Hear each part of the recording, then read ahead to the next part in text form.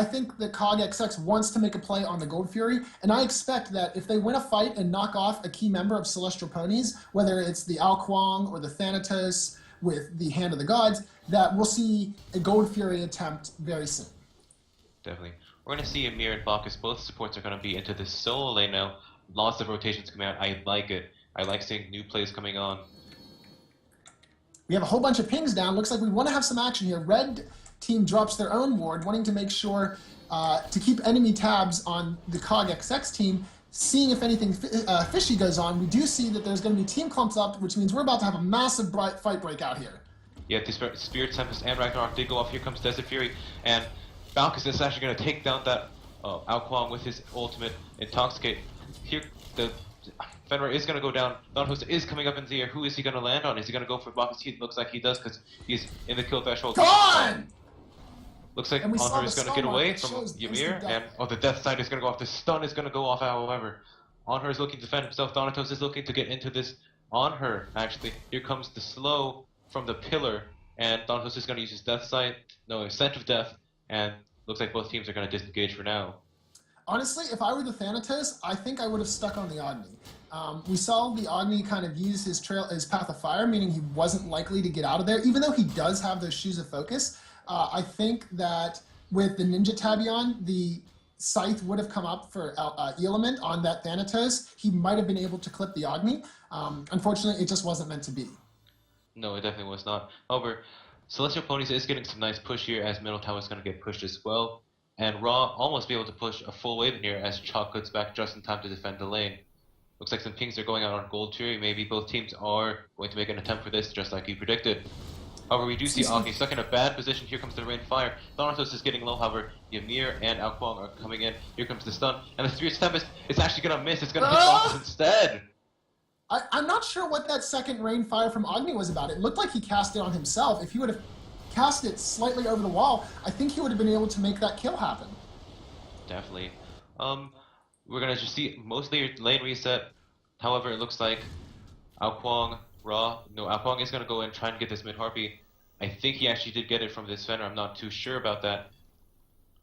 And Bacchus and mostly of the members of CoGxX are going to group up in this mid lane. Ao Kuang really cannot do much except throw down his Tornado and back away into his tower.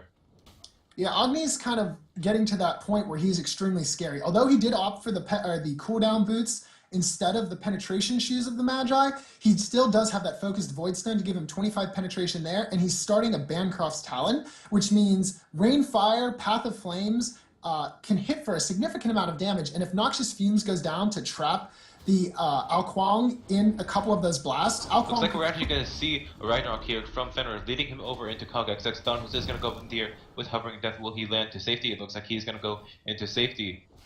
That was probably a good play for Thanatos. He was out of position quite badly there. His Hovering Death did allow him to get out of this bad situation, and Fenrir's ultimate was pretty much negated as it is now on cooldown again. Yeah, you know, that's one of the things I've been seeing an issue with as we see the blue team making an attempt on the Gold Fury. Fenrir has not been able to make a full use of his Ragnarok. That last team fight that erupted over near the Fire Giant, Fenrir actually CoGxX is going to pick up the Gold Fury. Here comes a team fight near Gold Fury. Ymir trying to get the steal in. Is not going to get it. Ashbear is going to take down Ymir. The members of Celestial Ponies are rotating in a bit too late. And unfortunately, you know, this is a game of seconds. If you're there even 1 or 2 seconds late, it could result in the loss of an objective, the loss of a teammate, or sometimes even both. Looks like Celestial Ponies might be looking to retaliate. Thanatos coming over near Chuck. Fenrir is coming in as well. No, actually Fenrir is going to jump in, try and get this blue buff. Thanatos does not have his ult up as he used it earlier. Here comes the Ra. Thanatos is dead. Ra is putting himself out of position. Chuck, Agni, and Fenrir are all here. Here comes the stun from Agni. The Rainfire is going to hit once and twice, and there we Ra go. is going to go down. That was a much better Rainfire that we saw coming out there from Wolfie Dearest. Beautiful Rainfire bombs falling right down in a row, taking that Ra out. Yeah, we are going to see CoGxX going in for more mid-Harpies, just collecting their farm over and over again. And you know, that's one of the key ways for a team to get ahead. CoGxX is now up by about 3,000 gold, 4,000 gold if I could do math properly. And keeping control of those mid-Harpies allows you to gain 180 gold for your team every 2 minutes as they respawn. and it still allows you to get a whole bunch of experience as well. We can see the experience differential is close to 3,000 in favor of the blue team. Definitely. We're going to see, actually, I like these rotations coming out from the supports. They're going into each other's lanes, matching each other up. Bacchus is always staying consistent with Ymir, and Ymir is always staying consistent with Bacchus. And, you know, that's kind of one of the metrics that a lot of players will judge by on how they're doing in a game is how am I doing against my matchup? The hunter versus the hunter, the guardian versus the guardian, the jungler versus the jungler. And in this case, the Ymir, I like the sovereignty pickup from both of them, but I feel that Bacchus might be able to get a little bit more out of it just because he always jumps into the fight. Excuse me, actually, I want to say that Bacchus would actually get less out of it because Bacchus is always jumping in on the fights, which sometimes might put him away from some of his teammates on the back line, such as that Agni, who doesn't really like to get up in front in the battle all the time. He removes that protective aura that the sovereignty provides, whereas Ymir is always usually in the front line, but he's also more often closer to his team unless he's doing a blink freeze attempt, which we see he's not going to this game. So it is a good pickup for both of them, but I think that Ymir slightly overall gets a little bit more utility out of it. Yeah, we're going to see team members group up near Fire Giant. In fact, I'm not sure if any group is going to go in for a fire attempt at 20 minutes in the game. No, Neith is actually going to go back into base. Not doing much right here, looking to get more items, do more damage on her. Is going to come into this mid lane, try and push up against. As Fenrir notices that Thanatos is doing this mid dual camp, and the Rainfire is going to come down too late. The Sun is there, the 2 jumps onto the Thanatos, and it's not going to be enough. Thanatos is going to get into the air. 2 ults used from CoGxx, the Ragnarok and the Desert Fury, not going to be able to get that Thanatos in time. And unfortunately, you know, when you blow 2 ultimates like that and you don't walk away with a kill, it kind of sets up the other team in order to make a play here. You can see Ymir is going aggressive as well as Neith right behind him. Ra is going to get ganked over in the left lane there. Nothing's really going to happen, but when you lose 2 ultimates and don't get anything in return, that's usually the trigger signal for the other team to start making a move for some sort of an objective. Yeah, definitely. We're going to see some attacking going on in mid lane, a gank coming in from this Ymir. However, it's not going to be enough, and Neith is going to go in and try and get this damage onto this on her as much as possible. However, at this point, they're just poking each other until a team fight actually happens. And that's often what you want to do with Agni, is poke people down, as we mentioned earlier. He has that surprise factor. If you can poke people with a couple rain, fire, meteors before you engage them, and they're at 60-70% health, and then all of a sudden you drop down the 3rd rain, fire, meteor, assuming you haven't charged up any more in replacement, and lay that noxious fumes down. That's one of the favorite combos of good Agni players. Fire off a rain, fire, meteor, then quickly lay down the noxious fumes trap. Stunning them instantly usually opens them up for a good flame wave and possibly an easy kill, assuming that you've lowered them enough. We're going to see Chalk coming over into mid lane, noticing Ra is coming behind. Looks like they're going to engage onto this Ra. Ra is going to slow him down here, slow, and a tornado is going to go over the wall. Here comes the Desert Fury. Is it enough? Yes, Ashmere is going to pick up Demon 02 from Celestialponies. That was a 1-for-0 trade. So far, it looks like team members from Celestialponies are starting to gather around mid. This could be a big team fight. It could, and you know, Ra has decided to go with the Breastplate of Valor. I think it was definitely a good pickup against Chalk, but unfortunately, Ra not being able to make a whole lot happen, sitting 0-4 for his team, still the 2nd highest farmed on the game.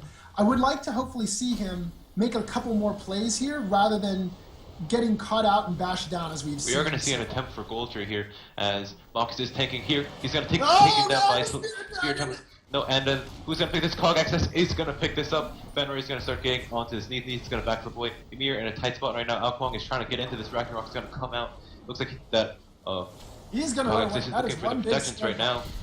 No! Down goes, or Element comes down out of the air, killing off the Chalk now. Chasing, a sprint is going to allow him to get away, and the Frost Wall from Ymir not free, locking the target in on this side. Going to seal the escape for the Honor. Agni is now going to move over to the left lane, trying to defend their tower, which is extremely weak, about 30% health left at this point. 4 members of the Celestialponies are pushing in. Likely that this turret is about to go down. Ymir's thinking about tanking it. Ra's thinking about tanking it. And here comes the minion waves. Agni's going to try that combo that we talked about, firing off a Rain, Fire, Noxious Fumes. Doesn't really do anything. And there goes the tower with a team effort. Ra No, Agni, excuse me, manages to dash out with the Path of Flames, saving him from an otherwise certain death. And looks like that's just going to be a free pickup for Team Celestialponies. They did not have that much competition for that, as they did pretty much clear out some of CoGxX in the previous team fight. Not at all. And so now that we have a little bit of calm time, we can take a look at a little bit more at the builds. We see that the Thanatos has gone for the Ninja Tabby and then into the Aussie and then into the Chin's Blades.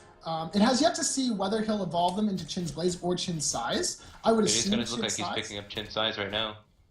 There we go. He does indeed have the Chin Size. So in this case, you kind of see that he wants to go for that boxer approach of Thanatos, being able to quickly cut down the enemy's HP with the Chin Size, but also being able to restore life from the Aussie. And once he gets down to that low health, people boxing back and forth, their HP will drop roughly equally. Thanatos will obviously have the advantage since he cuts off. Engage on Alfong. Actually, in fact, looks like he's going to come down here, and he's going to take out a Spirit Tempest. Is going to hit on Fenrir. However, it does not look like it's enough to damage him. And Neath ult is going to come down. Ult. Looks like Thanatos is actually going to come in after this Fenrir. Fenrir's going to jump away after that. Ragnarok's coming out to give him some extra protections. Here comes a jump onto this Bach. From Bacchus onto Thanatos. Agni's going to pick him up. Ra tries to ult in to save his buddy. However, it's not enough.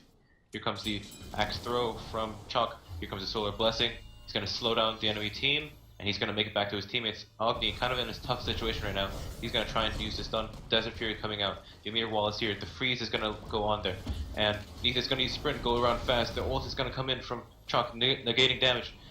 And Box is going to use his Intoxicate going in on Neath, who's going to back off of here for now. It looks like both teams are going to disengage as CoGxX takes up the middle enemy tower. Absolutely. We saw that the resulting fight there didn't really involve anyone dying past the Ao Kuang and the Thanatos, who died extremely early on in the fight. But the question is, what can we gain from dead team members? The team kills the player kills aren't worth a whole lot of gold. It's the objectives that count. And you can see there, CoGxX was able to pick up not one, but 2 mid towers off of that play. Definitely. They might even be going in for a 3rd tower here as they're grouping up around red.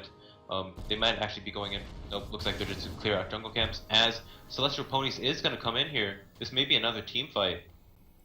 Agni's going to take that blue, get that extra mana regeneration. He doesn't need really the cooldown reduction benefits from it, but extra mana regeneration on your mage is always a good thing.